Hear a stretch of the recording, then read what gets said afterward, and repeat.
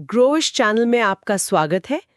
आज हम एक बहुत ही दिलचस्प और सच कहूं तो काफी गहरी किताब की दुनिया में उतर रहे हैं।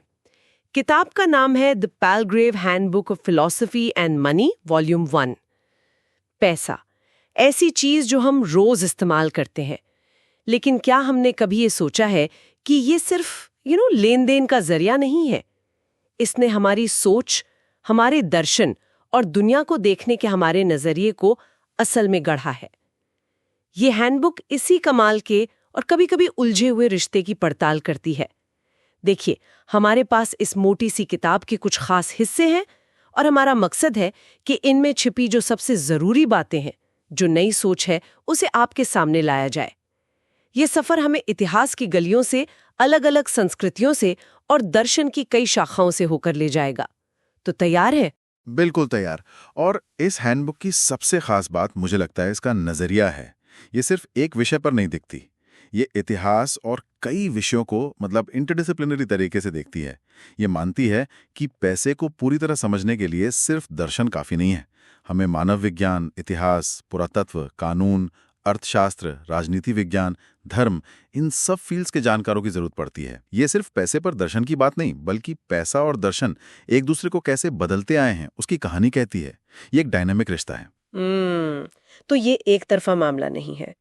ठीक है, तो चलिए ज्ञान के इस खजाने को खोलते हैं। पहला हिस्सा, जहां तक मुझे याद है, हमें पैसे की शुरुआत में ले जाता है और ये कि इसने दुनिया को देखने के हमारे तरीकों को कैसे शक्ल दी। जैसे एक अध्याय है मार्क वैन डी मिरूप का, वो प्राचीन मेसोपोटामिया एंशिएंट नियर ईस्ट में दर्शन और पैसे के जुड़ाव को देखते हैं। और दिलचस्प बात यह है कि उन्होंने इस पर भी लिखा है कि उस जमाने में उधारी और क्रेडिट का कितना अहम रोल था। हाँ, ये बहुत जरूरी पॉइंट है। अक्सर हम पैसे को सिर्फ सिक्कों से जोड़ते हैं, लेकिन प्राचीन मेसोपोटामिया में क्रेडिट यानी भरोसा और लेन देन के वादे शायद सिक्कों से भी ज्यादा महत्वपूर्ण थे। तो पैसे का इतिहास सिर्फ धातु का नहीं, भरोसे का भी है। और फिर एडवर्ड ब्लिबाग प्राचीन मिस्र पर फोकस करते हैं, एक और महान सभ्यता। वहां भी चीजों की कीमत तय करने और लेन देन के अपने अनोखे तरीके थे, भले ही वो आज के सिक्कों जैसे न दिखते हों। फिर एक अध्याय है हेरल्ड वीज का, वो पूर्व आधुनिक भारत की सोच और वहां पैसे की समझ को खंगालता है। ये तो मुझे वाकई बहुत अलग लगा। हाँ, वीस का अध्याय काफी अहम है। बिल्कुल, वो बताते हैं कि कैसे पुराने भारत में जीने की एक कला विकसित हुई जो 3 चीजों पर आधारित थी। अर्थ यानी दुनियावी चीजें, धन दौलत वगैरह। हाँ, धन, शक्ति, सांसारिक महत्वाकांक्षाएं। फिर दूसरा धर्म, नैतिक और धार्मिक कर्तव्य जिन्हें बिना किसी फल की इच्छा के करना चाहिए। और तीसरा काम, यानी इंद्रियों का सुख।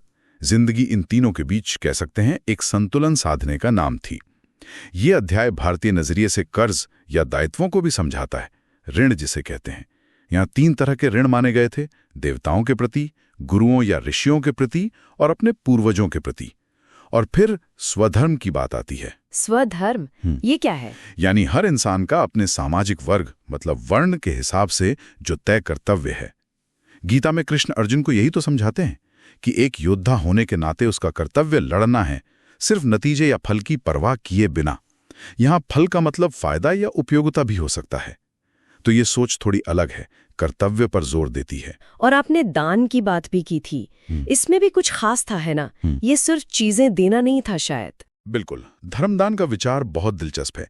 ये इस दुनिया का पैसा है जिसे उदारता से दिया जाता है, लेकिन उम्मीद होती है कि इससे दूसरी दुनिया का पैसा मिलेगा। दूसरी दुनिया का पैसा मतलब पुण्य, स्वर्ग, अच्छा कर्मफल वगैरह। दान देने वाला पाने वाले से सीधे कुछ वापस नहीं चाहता, वो एक अनदेखे पारलौकिक इनाम की उम्मीद रखता है। अच्छा। और मजे की बात यह है कि दान लेने वाले की योग्यता या पात्रता, वो कितना योग्य है, इससे दान देने वाले को मिलने वाले पुण्य पर असर पड़ता था। अरे वाह, तो किससे दान दे रहे हैं ये भी मायने रखता था। हाँ बिल्कुल। तो दान देना भी एक तरह का हिसाब किताब ही था, बस दूसरी दुनिया के खाते में। ये तो सोचने वाली बात है। अच्छा, किताब दूसरी प्राचीन संस्कृतियों को भी देखती है। चीन के बारे में क्या वहां भी दर्शन और पैसे में कोई कनेक्शन था? हाँ, चीन वाला अध्याय भी है। वो बताता है कि वहां धातु के सिक्के कैसे शुरू हुए, जैसे कुदाल और चाकू के आकार के कांसे के सिक्के मिले हैं ग्वानज्वांग टकसाल से, काफी पुराने, करीब 640 ईसा पूर्व के। लेकिन एक खास विचार जो सामने आता है वो लॉर्ड मू का है। वो कहते हैं कि पैसा लेन देन की जरूरत से नहीं बल्कि बुद्धिमान राजाओं की उदारता से पैदा हुआ। उदारता से कैसे? जैसे जब कमी होती थी तो राजा अपनी प्रजा को अनाज या दूसरी जरूरी चीजें बांटते थे। यही पैसे की शुरुआत थी उनके हिसाब से। तो ये पैसे की उत्पत्ति का एक बिल्कुल अलग नजरिया है कि ये ऊपर से आया, नीचे की जरूरत से नहीं। फिर आगे चलकर हान राजवंश के समय में पैसे और व्यापार की नीति पर बड़ी बहसें हुई। सम्राट वू और उनके सलाहकार थे सांग होंग्यांग। उनकी कुछ नीतियां थीं, जैसे नमक और लोहे पर सरकारी कंट्रोल रखना, कीमतें स्थिर रखने के लिए सिस्टम बनाना जिन्हें जुनशू और पिंगजुन कहते थे, और एक स्टैंडर्ड सिक्का चलाना, वुजू सिक्का। ये सब दिखाता है कि सरकार को अर्थव्यवस्था में कितना दखल देना चाहिए, इस पर जोरदार बहस चल रही थी। बाद में डुयू जैसे विचारक आए। उन्होंने सिक्के के चलन यानी लिक्विडिटी पर जोर दिया और उन्होंने कोशिश की कि सरकारी कंट्रोल, जिसे कार्टलिज्म कह सकते हैं, और धातु के असल मूल्य मेटलिज्म के बीच एक संतुलन बने। ये तो काफी जटिल लगता है। हाँ, लेकिन फिर कागज के नोट आ गए, चांदी का इस्तेमाल बढ़ गया और इसने इस पुराने सिस्टम को काफी चुनौती दी। और शुरुआती यहूदी धर्म के बारे में क्या वहां पैसे को अलग तरह से देखा जाता था? पाप पुण्य से जुड़ा था क्या? हाँ, शुरुआती यहूदी धर्म पर जो अध्याय है वो बताता है कि कैसे उस समय के रोमन सिक्के इस्तेमाल होते थे और कई बार उन्हें धार्मिक ग्रंथों के संदर्भ में पढ़ने या समझने की कोशिश की जाती थी। मंदिर के लिए एक टैक्स देना होता था, आधा शकेल।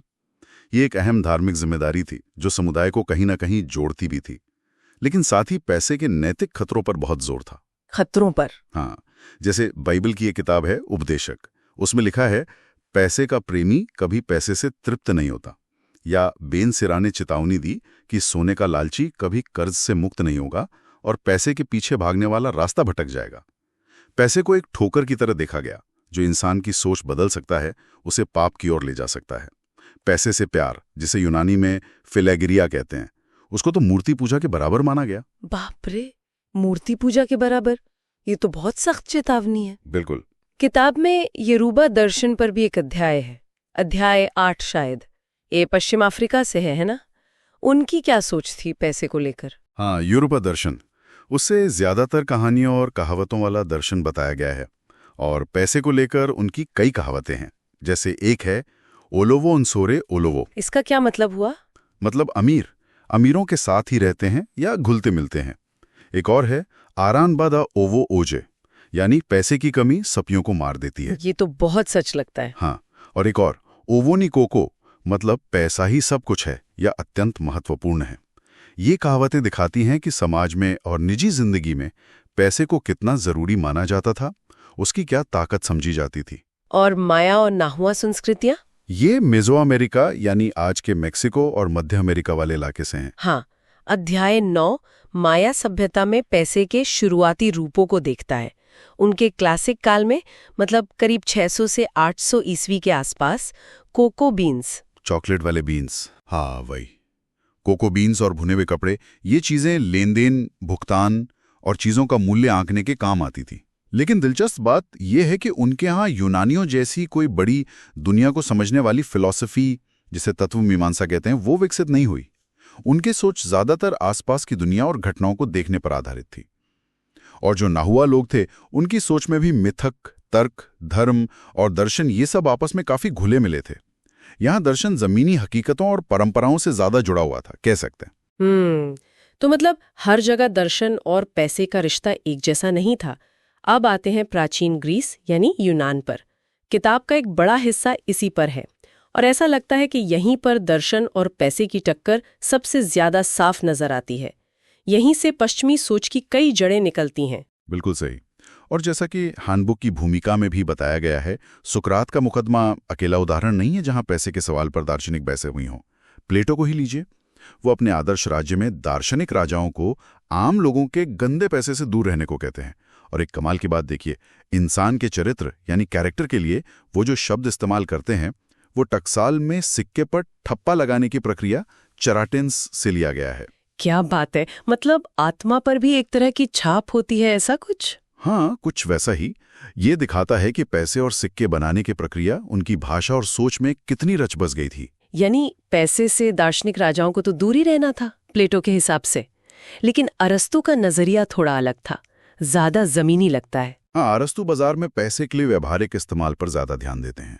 उनके लिए व्यापार और पैसे के लेन देन में जो न्याय की धारणाएं हैं वही शहर को मतलब पुलिस को जोड़े रखती हैं।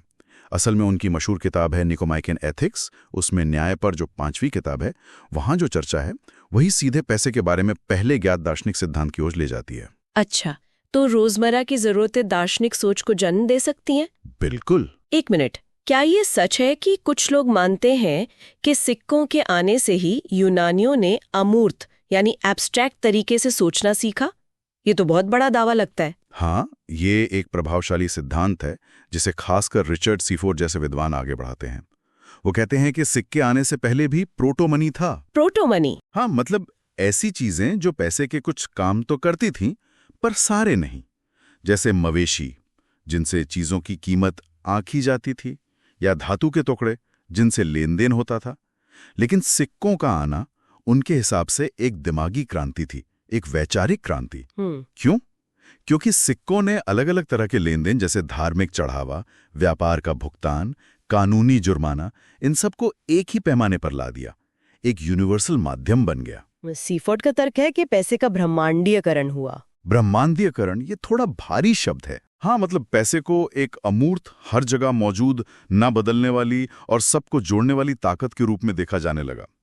पैसे का मूल्य अपने आप में एक बड़ी अमूर्त चीज है जो चीजों के ठोस गुणों से जैसे वजन या रंग से परे है।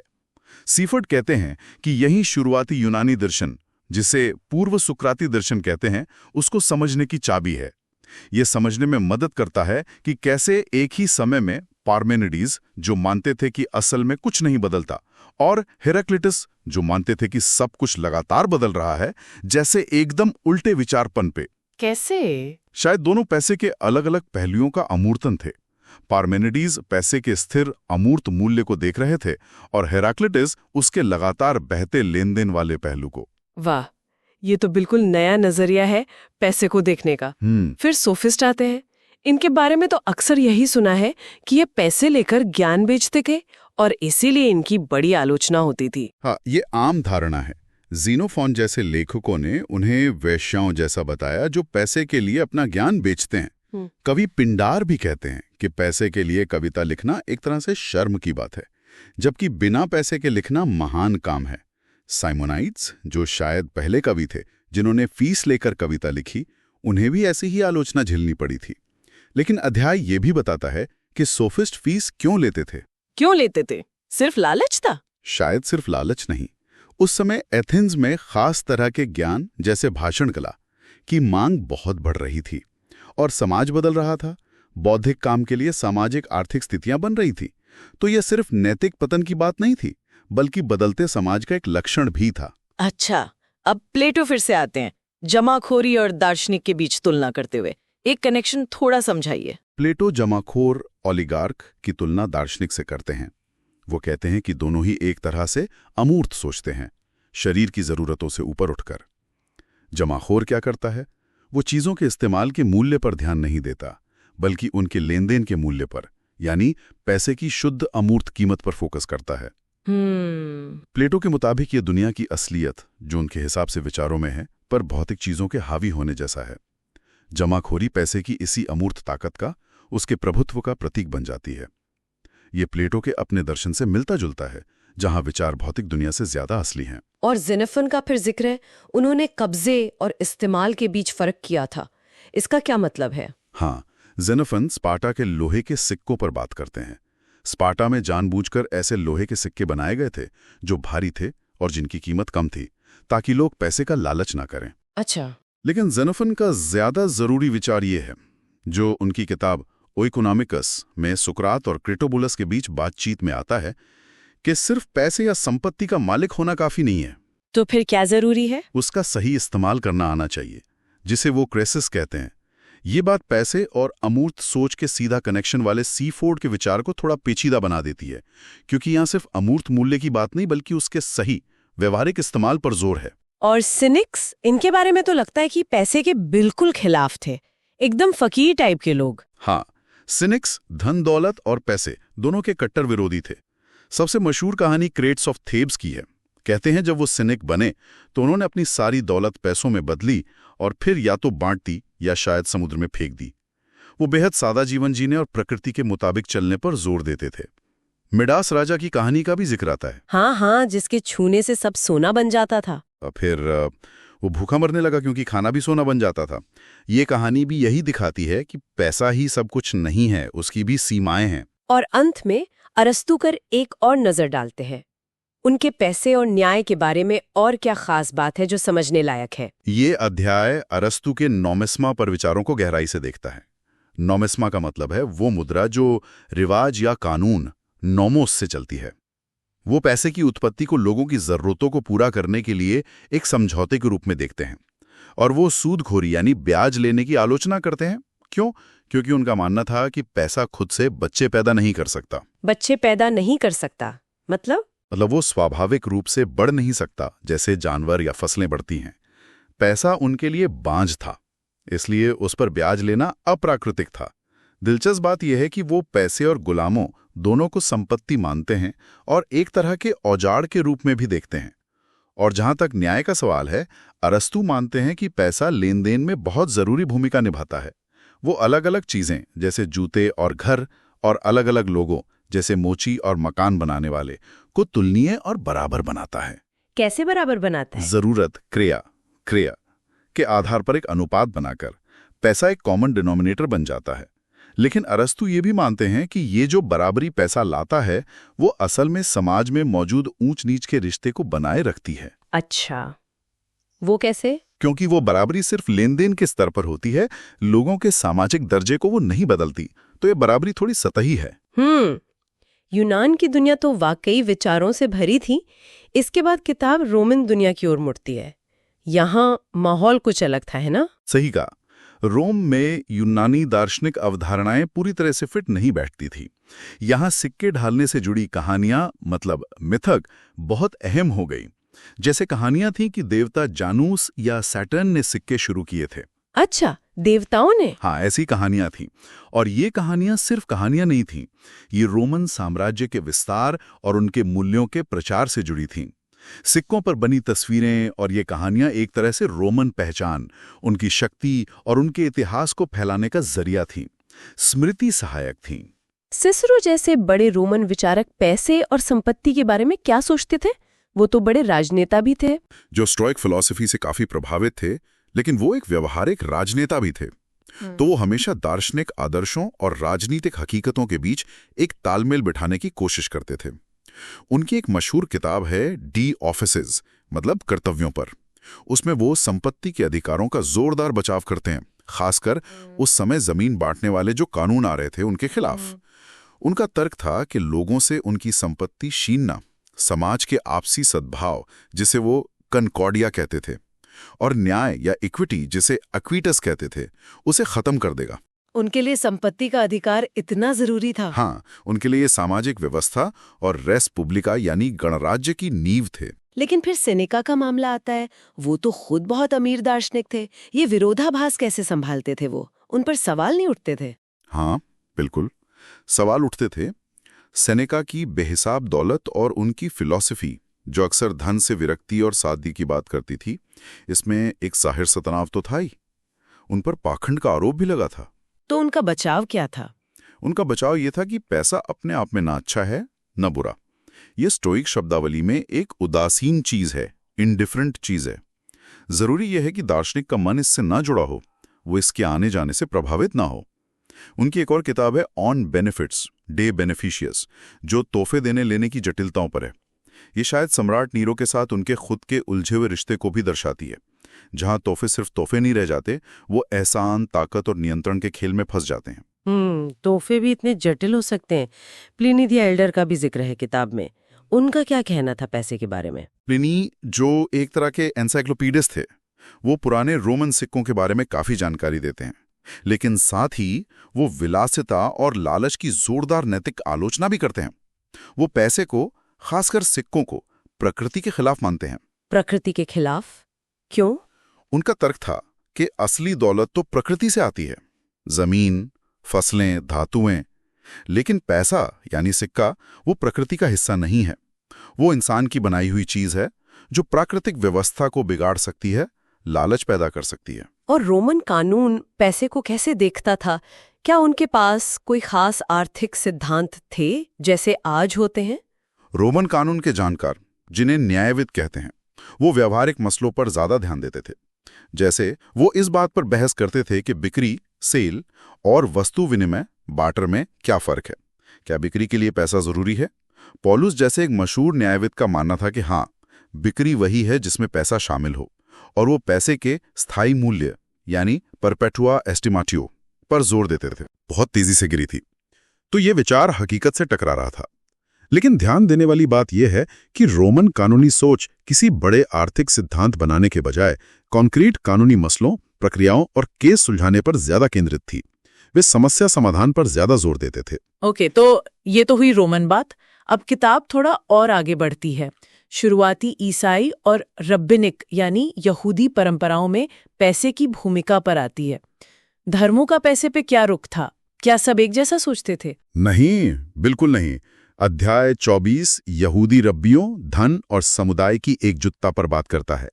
दशमांश यानी कमाई का 10वां हिस्सा दान देना, जिसे टाइदिंग कहता है, वो सिर्फ एक धार्मिक कर्तव्य ही नहीं था, वो समुदाय में पैसे को दोबारा बांटने का और एक तरह का सोशल सेफ्टी नेट बनाने का तरीका भी था। और एक चीज जिस पर बहुत ज्यादा जोर था, वो थी आपस में यहूदियों से ब्याज लेने यानी सूदखोरी की सख्त मनाही। सख्त मनाही? हाँ, इसे परंपरा का घोर उल्लंघन माना जाता था। रब्बी योसे और शिमन बेन लजार जैसे रब्बियों ने तो यहां तक कहा कि सूदखोर ऐसा है जैसे उसने ईश्वर और मूसा दोनों को नकार दिया हो। और शुरुआती ईसाइयों के विचार क्या थे? क्या वो भी सूदखोरी के इतने ही खिलाफ थे या धन को लेकर उनके विचार अलग थे? सिंह का अध्याय 26 इस पर बात करता है। वो बताता है कि शुरुआती ईसाई सोच में पैसे को अक्सर एक खतरनाक चीज माना जाता था। सेंट पॉल के जो पत्र हैं नए टेस्टामेंट में, उनमें पैसों के लेन देन की भाषा का इस्तेमाल होता है। ये उनके मिशन के व्यावहारिक पहलुओं को भी दिखाता है, जैसे उन्हें कहां से मदद मिली, और उनके काम के धार्मिक मतलब को भी। लेकिन धन पर विचार अलग अलग थे, कोई एक राय नहीं थी। अच्छा, जैसे? कुछ लोग थे जो पूरी तरह से सब कुछ त्याग देने यानी रेडिकल विनिवेश की बात करते थे, तो दूसरी तरफ क्लेमेंट ऑफ अलेक्जेंड्रिया जैसे विचारक थे जिनका नजरिया थोड़ा ज्यादा नरम था। उनका कहना था कि धन अपने आप में बुरा नहीं है, उसे रखना चाहिए और उसे गरीबों की भलाई के लिए इस्तेमाल करना चाहिए। तो पैसे को एक न्यूट्रल औजार भी माना जा सकता था या स्वाभाविक रूप से बुरा भी। एक और दिलचस्प चलन था ईश्वर के साथ अपने रिश्ते को भी लेन देन की भाषा में देखना, जिसे ईश्वरीय अर्थव्यवस्था कहा गया। मतलब अच्छे काम करो तो स्वर्ग मिलेगा वगैरह। तो धर्मों के अंदर भी अलग अलग राय थीं। अब हम मध्य युग और पुनर्जागरण काल में आते हैं। इस दौर को अक्सर व्यावसायिक क्रांति का दौर कहा जाता है।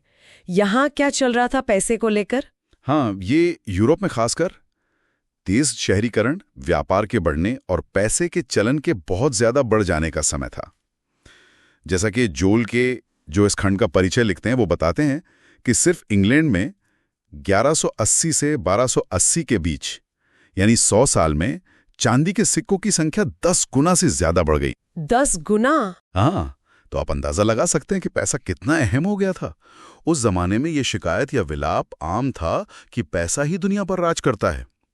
इस दौर में अरस्तु के विचारों का फिर से बहुत प्रभाव पड़ा, खासकर उनकी किताब निकोमाखियन एथिक्स का जब लैटिन अनुवाद हुआ लगभग 1250 में। एल्बर्टस मैग्नस और उनके शिष्य थॉमस एक्विनास जैसे बड़े ईसाई विद्वानों ने अरस्तु के विचारों को आगे बढ़ाया। उन्होंने पैसे को चीजों को मापने, जोड़ने और उनमें एक अनुपात बनाने का जरिया माना, और इसमें उन्होंने इंसान की जरूरत, जिसे लैटिन में इंडिजेंसिया ह्यूमाना कहा गया, उसको केंद्रीय माना, यानी लेन देन जरूरत पर आधारित है। ऑक्सफोर्ड और पेरिस के विश्वविद्यालयों में जो विचारक थे, उन्होंने इन विचारों पर और काम किया। उन्होंने कोशिश की कि चीजों की गुणवत्ता यानी क्वालिटी को मात्रा यानी क्वांटिटी में कैसे बदला जाए, कैसे मापा जाए। और सूदखोरी यानी ब्याज लेना, ये तो इस दौर का बड़ा मुद्दा रहा होगा, खासकर जब धर्म का इतना प्रभाव था। बिल्कुल, ये एक केंद्रीय नैतिक पहेली थी और इस पर अलग अलग धर्मों और विचारकों के अलग अलग नजरिए थे। जैसा कि हैंडबुक का परिचय बताता है, कुछ विचारक ऐसे थे, जैसे इस्लामी विचारक अल रजी के बारे में कहा जाता है, जो पहले नैतिक सिद्धांत तय करते थे और फिर देखते थे कि पैसे से जुड़े नए तरीके, जैसे नए तरह के कॉन्ट्रैक्ट या बैंकिंग, क्या उन सिद्धांतों के मुताबिक हैं या नहीं। अगर हैं तो ठीक है, वरना मना। दूसरी तरफ कुछ यहूदी रब्दी थे जैसे राशि और आर डेविड ऑफ मेन्स। वो क्या करते थे? वो बाजार की बदलती हकीकत को देखते थे, व्यापार की ज़रूरतों को समझते थे और फिर पुराने धार्मिक नियमों की नई व्याख्या करते थे ताकि काम चल सके। अच्छा, तो एक तरफ सिद्धांत थे, दूसरी तरफ व्यावहारिकता। हाँ, ये सिद्धांत और व्यवहार के बीच लगातार चलने वाली एक तरह की खींचतान थी। इस्लामी नजरिए से सूदखोरी पर क्या विचार थे? आपने अल-जज़ी का जिक्र किया। हाँ, अब्दुल अजीम इस्लाही का अध्याय 28 इसी पर है। वो कुरान और सुन्नत पैगंबर की परंपरा में रिबा की मनाही की व्याख्या करते हैं। रिबा का मतलब मोटे तौर पर ब्याज या सूदखोरी है। एक अहम बात वो ये बताते हैं कि कुरान में उन कोशिशों को खारिज किया गया जो रिबा को व्यापार ट्रेड के बराबर मानती थी। क्यों खारिज किया गया? तरकीह दिया गया कि व्यापार में तो दोनों पक्षों को फायदा हो सकता है या होना चाहिए, लेकिन रिबा में फायदा अक्सर सिर्फ एक तरफ यानी कर्ज देने वाले को ही होता है। इस्लाम से पहले के अरब समाज में, जिसे जाहिलिया कहते हैं, वहाँ रिबा का एक आम रूप ये था कि अगर कोई कर्ज चुकाने में देर करता था तो उस पर और ज्यादा पैसा लाद दिया जाता था, समय के बदले ब्याज वसूलना। और मध्यकालीन यहूदी विचार में क्या वहां भी ऐसी ही सख्ती थी या कुछ लचीलापन था? आपने रब्बियों का जिक्र किया था। डैनियल शिफमन का अध्याय 29 इसी पर है। वो बताते हैं कि मध्यकालीन यहूदी रब्बी साहित्य में एक दिलचस्प विरोधाभास देखने को मिलता है। एक तरफ तो सूदखोरी की कड़ी नैतिक निंदा की जाती है, खासकर जब एक यहूदी दूसरे यहूदी से ब्याज ले, लेकिन दूसरी तरफ कानूनी रूप से काफी लचीलापन दिखाया गया। लचीलापन कैसे? रब्बियों ने आपस में यहूदियों के बीच ब्याज लेने पर जो रोक थी उसे टालने के लिए कई कानूनी तरीके निकाले, जैसे किसी गैर यहूदी को बीच में लाना, या फिर उपज, उधार पर खरीद, गिरवी रखने और निवेश से जुड़े नियमों में कुछ ऐसी रियायतें दी जिनसे ब्याज जैसा फायदा कमाया जा सके। और आखिरकार इससे हेटर इसका का विचार विकसित हुआ। हेटर इसका ये क्या था? इसका मतलब है अनुमेय उद्यम यानी परमिसिबल वेंचर। ये एक तरह का कानूनी दस्तावेज था जो ब्याज वाले लेन देन को एक पार्टनरशिप अग्रीमेंट का रूप दे देता था। इससे प्रभावी रूप से आपस में यहूदियों के बीच भी ब्याज लेना एक तरह से कानूनी हो गया। तो मतलब नियमों के दायरे में रहकर रास्ता निकाल ही लिया। अब थॉमस एक्विनास पर आते हैं, जिनका जिक्र पहले भी आया। वो ईसाई धर्म के बहुत बड़े विचारक थे। उनका सूदखोरी पर क्या कहना था? एक्विनास अध्याय 30 ने चर्च के जो सूदखोरी विरोधी नियम थे उन्हें माना। वो धर्म ग्रंथ और चर्च कानून से मिले थे, लेकिन उन्होंने सिर्फ माना नहीं, उन्होंने तर्क के जरिए ये साबित करने की कोशिश की कि ये नियम सही और तर्कसंगत हैं। उन्होंने अरस्तु का विचार लिया कि पैसा स्वाभाविक रूप से बांझ है, यानी वो खुद से बढ़ नहीं सकता। इसलिए उनका तर्क था कि ब्याज लेना लेन देन में जरूरी बराबरी का उल्लंघन करता है। क्यों? क्योंकि ये एक अप्राकृतिक बढ़त, अननेचुरल इंक्रीज पैदा करता है। लेकिन क्या उन्होंने कोई गुंजाइश छोड़ी? हाँ, उन्होंने ये माना कि अगर पैसा किसी व्यापारिक काम में लगाया जाए, मतलब निवेश किया जाए, तो उससे होने वाला मुनाफा जायज हो सकता है। लेकिन शर्त यह थी कि पैसा लगाने वाला, जो अब सिर्फ कर्जदाता नहीं निवेशक है, नुकसान का जोखिम भी उठाए। अगर व्यापार में घाटा हो तो उसका पैसा भी डूबे। ये कर्ज, लोन और निवेश इन्वेस्टमेंट के बीच एक बहुत अहम फर्क था जो उन्होंने किया। मध्य युग में और भी विचारक थे जो पैसे की इन उलझनों से जूझ रहे थे। स्पेन का भी जिक्र है। हाँ, स्पेन पर जो अध्याय है, अध्याय 32, वो बताता है कि वहाँ क्रेडिट यानी उधार की जरूरतें बढ़ रही थी और ड्राई एक्सचेंज जैसी प्रथाओं पर बहस हो रही थी। ड्राई एक्सचेंज मतलब बिना असल पैसे के लेन देन के सिर्फ बिल ऑफ एक्सचेंज का इस्तेमाल करना।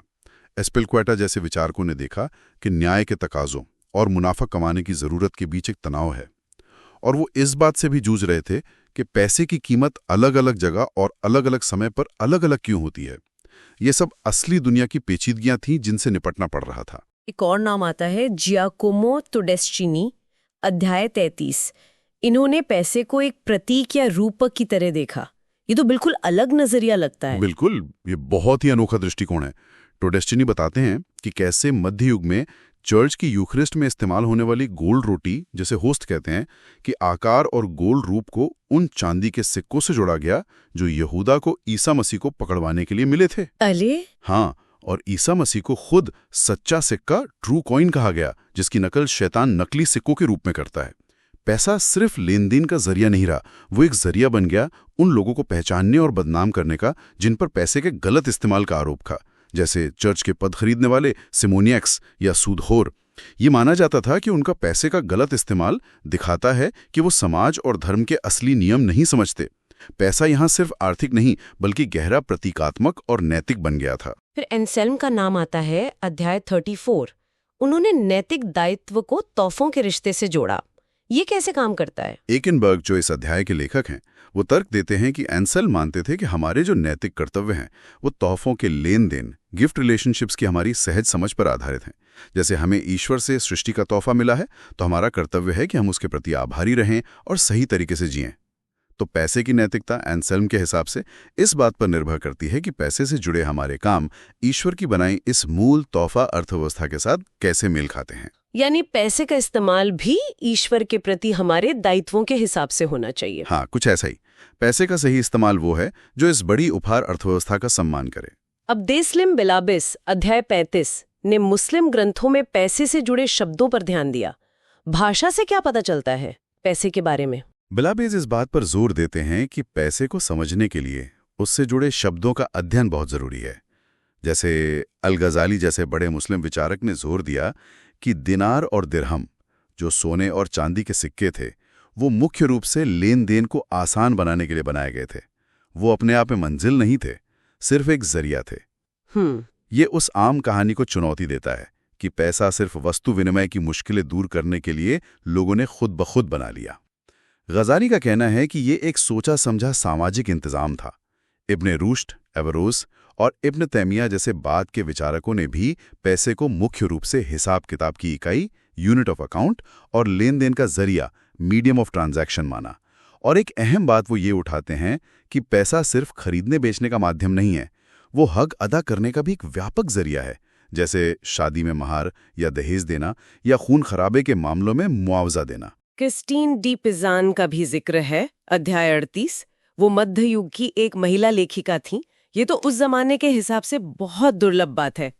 उनका पैसे पर क्या कहना था? हाँ, ये वाकई बहुत अहम है कि किताब में उनका जिक्र है। पिज़ान की शुरुआती रचनाओं में धन को काफी नकारात्मक रूप से देखा गया है। उसे किस्मत, फॉर्चून, देवी के भरोसे चलने वाली अस्थिर दुनिया से जोड़ा गया है। लेकिन उनकी बाद की रचनाओं में, जैसे उन्होंने फ्रांस के राजा चार्ल्स पंचम की जीवनी लिखी, उसमें धन के प्रति ज्यादा सकारात्मक रवैया दिखता है। अच्छा, कैसे? उसे अच्छे शासन को बनाए रखने के लिए एक जरूरी साधन के रूप में देखा गया है। तो उनके विचारों में समय के साथ एक बदलाव या विकास नजर आता है। और निकोल और इसमें, इनका नाम पहले भी आया था शायद, उन्होंने पैसे पर क्या अहम बात कही थी? हाँ, और इसमें का ग्रंथ डिमोनेटा, पैसे पर, मध्य युग में पैसे पर लिखे गए सबसे मौलिक कामों में से एक है।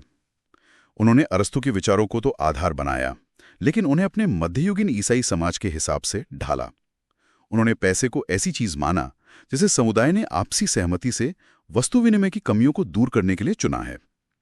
लेकिन उनकी सबसे जरूरी बात, और जो आज भी प्रासंगिक लगती है, वो ये थी कि राजा या शासक का काम पैसे की गुणवत्ता की गारंटी देना है। मतलब उसमें सही मात्रा में सही धातु हो, उसका वजन ठीक हो। तो राजा का काम सिर्फ गारंटी देना? हाँ, उनका काम पैसे की कीमत को मनमाने ढंग से बदलना नहीं था। सिक्के की कीमत गिराना, यानी उसमें मिलावट करना या उसका वजन कम करना, जिसे डीबेसमेंट कहते हैं, उसे ओरेस्मे ने अत्याचार माना। क्यों? क्योंकि ये समुदाय के साथ एक तरह का धोखा था, लोगों के भरोसे को तोड़ता था और अर्थव्यवस्था को नुकसान पहुंचाता था। अध्याय 39। यहाँ कैल्विन, डुमोलिन और बोदिन जैसे विचारक आते हैं। अब हम धीरे धीरे आधुनिक सोच की तरफ बढ़ रहे हैं। बिल्कुल। जॉन कैल्विन, जो प्रोटेस्टेंट सुधार के बड़े नेता थे, उन्होंने सूदखोरी पर थोड़ा नरम रुख अपनाया, अरस्तु और एक्विनास से अलग। उन्होंने कहा कि कुछ स्थितियों में ब्याज लेना ठीक हो सकता है। ये इस पर निर्भर करता है कि कर्ज किसे दिया जा रहा है और किन शर्तों पर। मतलब उन्होंने संदर्भ को महत्व दिया। फिर जस्ट चार्ल्स डुमोलिन थे, एक फ्रांसीसी कानूनविद। उन्होंने अपने ग्रंथ में तर्क दिया कि ब्याज लेना आमतौर पर जायज़ है, बस वो कानून द्वारा तय की गई सीमाओं के अंदर रहे। और फिर जीन बोडेनाय, वो बहुत अहम विचारक थे। उन्होंने पैसे और मौद्रिक नीति को राजनीतिक अर्थव्यवस्था का एक केंद्रीय तत्व माना।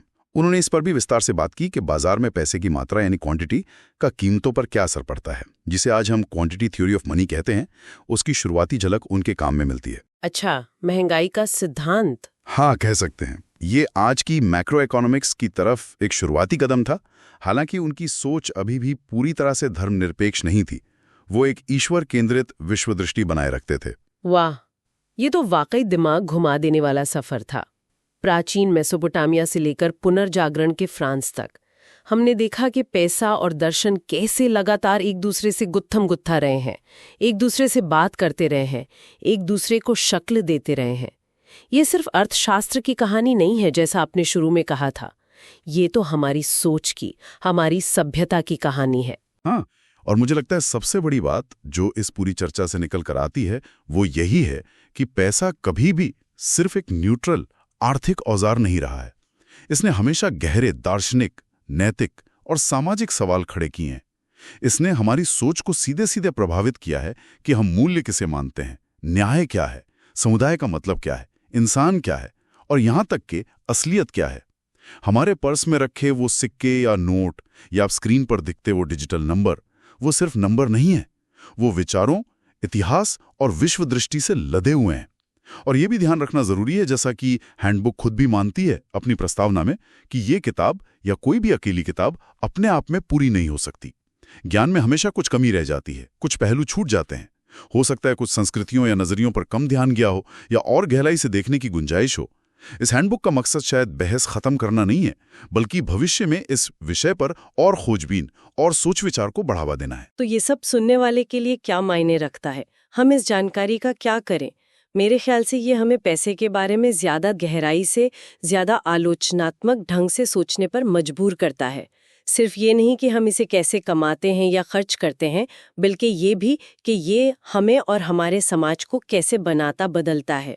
ये हमें उन मान्यताओं पर सवाल उठाने में मदद करता है जिन्हें हम अक्सर पैसे के बारे में सच मानकर चलते हैं, बिना सोचे समझे। और शायद एक आखिरी सवाल जो हम सोचने के लिए छोड़ सकते हैं, जिस तरह अतीत में धातु के सिक्कों और कागज के नोटों ने हमारी सोच, हमारे समाज और हमारे दर्शन को बदला, उसी तरह आज की जो डिजिटल मुद्राएं हैं, क्रिप्टो करेंसी हैं, ये जो नए नए फाइनेंशियल तरीके आ गए, फिनटेक जिसे कहते हैं, वो हमारे दुनिया देखने के नजरिए को, हमारे आपसी रिश्तों को, हमारी नैतिकता को कैसे बदल रहे हैं? ये तो बहुत बड़ा सवाल है। हाँ, क्या वो हमें ज्यादा हिसाब किताब करने वाला, ज्यादा लेन देन पर आधारित बना रहे हैं, या वो नए तरह के समुदाय, नए तरह के जुड़ाव और नए तरह के मूल्य पैदा कर रहे हैं? इस सवाल का सीधा जवाब शायद इस हैंडबुक में ना हो, क्योंकि ये ज्यादातर इतिहास पर केंद्रित है, लेकिन ये हमें इतिहास से सबक लेकर आज और भविष्य के बारे में सोचने पर जरूर मजबूर करती है। बिल्कुल। ये थी the Palgrave handbook of philosophy and money, volume 1 पर हमारी खास और काफी विस्तृत चर्चा। उम्मीद है आपको इसमें काफी जानकारी मिली होगी और कुछ नया सोचने को भी मिला होगा। ग्रोविश चैनल पर आने के लिए आपका बहुत बहुत धन्यवाद। अगर आप इसी तरह की गहरी और जानकारी भरी चर्चाएं और देखना सुनना चाहते हैं तो हमारे चैनल को सब्सक्राइब करना ना भूलें। अगली बार फिर मिलेंगे एक नए विषय के साथ।